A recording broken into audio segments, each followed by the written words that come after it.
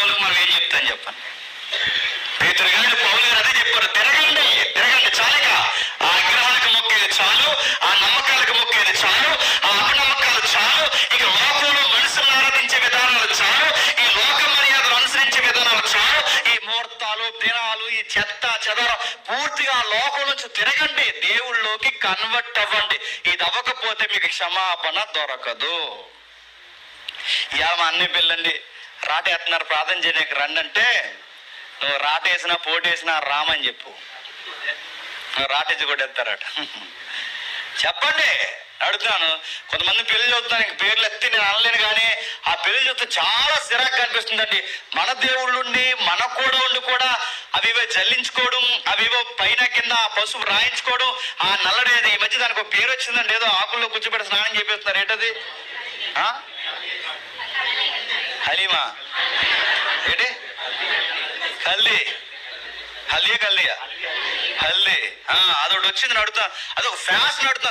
దాని మూలాలు ఏంటో తెలుసా? దాని పేరు మంగళ స్నానం. తెలుసా నీకు?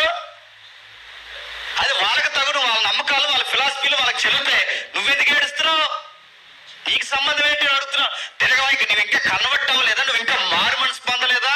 నీకు అలాగైతే కానీ పెళ్ళి అనిపించట్లేదా? నీకు అలాగైతే కానీ మధ్యకాలంలో ఎవడో ఆ పెళ్లి ఫీలింగ్ డ్రైనేజీలో దిగిపోయాడు, ఎవడో నడుతున్నాడు. ఫ్రీ వెడ్డింగ్ సూట్లండి, ఫ్రీ వెడ్డింగ్ సూట్, నీకు ఆ నీళ్ళు వేసుకోవడం, బిందులు వేసుకోవడం. మన క్రిస్టియానిటీకి డిగ్నిటీ ఉంది, గుర్తుపెట్టుకోండి. మనం కన్వర్ట్ అయ్యాం. మనకి పెళ్లి కొడుకు చేస్తున్నప్పుడు ఒక తెల్లటి వస్త్రం, మన పెళ్లి కూతురు చేస్తున్నప్పుడు ఒక తెల్లటి వస్త్రం, చక్కటి దేవుని మాటలు, ప్రార్థన, సంఘము, నిలబడి ఈ ఏ వాతావరణం ఉండదు, ఒక చక్కటి పద్ధతి. దాన్ని చాలా క్లాసిక్ గా జరిగిస్తారు క్రిస్టియానిటీలో. అది నువ్వు ఎందుకు పాటించట్లేదు? ఎందుకు పాటించట్లేదు చెప్పనా? అసలు నీకు మారు మనసే లేదు.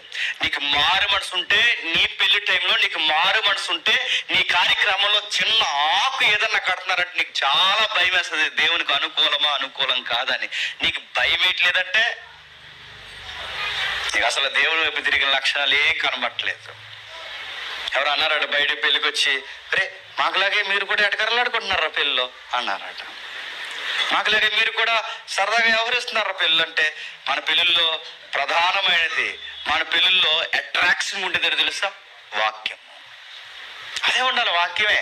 పాస్టర్ గారు నిలబడి భార్య ఎలా ఉండాలో చెప్తాడు, భర్త ఎలా ఉండాలో చెప్తాడు, సంసారం ఎలా చేయాలో చెప్తాడు, దానికి క్రీస్తు ఎలా ముడిపడాలో చెప్తాడు. ఇది మనకి చాలా డిగ్నిటీగా కనబడాలి. ఇదే మనకి అట్రాక్షన్ పెళ్లి ఎదుక మీద.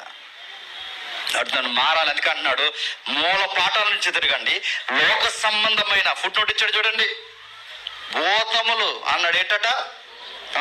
లోక సంబంధమైన భూతాలు. ఆ భూతముల నుండి, మూల పాఠాల నుండి అనుసరించి మోసకరమైన నిరర్ధకమైన తత్వజ్ఞానం చేత మిమ్మల్ని చెరగబెట్టుపోవాడు ఎవడైనా ఉండడేమో అని జగ చూసుకోండి. ఈ మూలాలు, ఈ భూతాలను మొక్కే విధానం మానేయండి. ఆ భూతం, ఈ భూతం, పంచభూతాలు, ఈ భూతాలు ఉన్నాయిగా, వాటిని మొక్కడం మానేయండి. వాటి వైపుకి తిరగడం మానేయండి.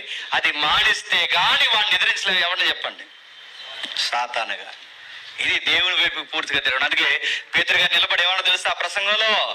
దేవుని వైపుకి తిరగండి, పాప క్షమాపణ పొందుకోండి, మళ్ళీ ఇంకా అలా చేయకుండా, మళ్ళీ ఆ పాత రోత జీవితం వైపు పోకుండా దేవుడు మీకు గిఫ్ట్ ఇస్తాడు. ఆ గిఫ్ట్ ఎవరు కాదు, పరిశుద్ధాత్మ. ఆయన్ని పొందుకుంటే లోకానికి ఎదురు నిలబడతాం.